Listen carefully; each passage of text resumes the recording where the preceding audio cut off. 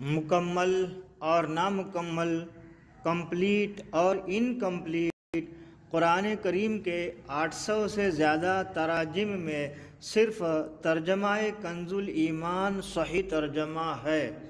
اپنے تو اپنے بد مذہب بھی بولے کہ اعلیٰ ہے ترجمہ کنز الایمان بریلی والے کا۔ سورہ الجمعہ قرآن کی 62ویں سورت ہے۔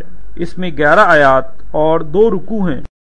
بسم اللہ الرحمن الرحیم۔ اللہ کے نام سے شروع جو بہت مہربان رحم والا۔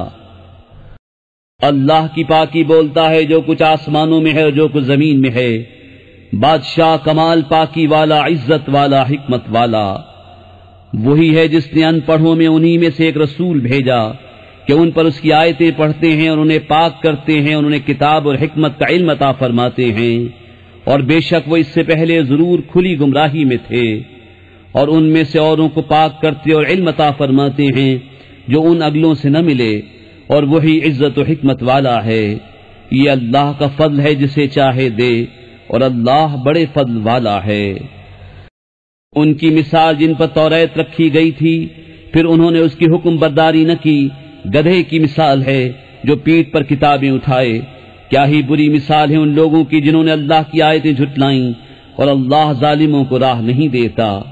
تم فرماؤ اے یہودیو، اگر تمہیں یہ گمان ہے کہ تم اللہ کے دوست ہو اور لوگ نہیں، تم مرنے کی آرزو کرو اگر تم سچے ہو، اور وہ کبھی اس کی آرزو نہ کریں گے ان کوتکوں کے سبب جو ان کے ہاتھ آگے بھیج چکے ہیں، اور اللہ ظالموں کو جانتا ہے۔ تم فرماؤ وہ موت جس سے تم بھاگتے ہو وہ تو ضرور تمہیں ملنی ہے، پھر اس کی طرف پھیرے جاؤ گے جو چھپا اور ظاہر سب کچھ جانتا ہے، پھر وہ تمہیں بتا دے گا جو تم نے کیا تھا۔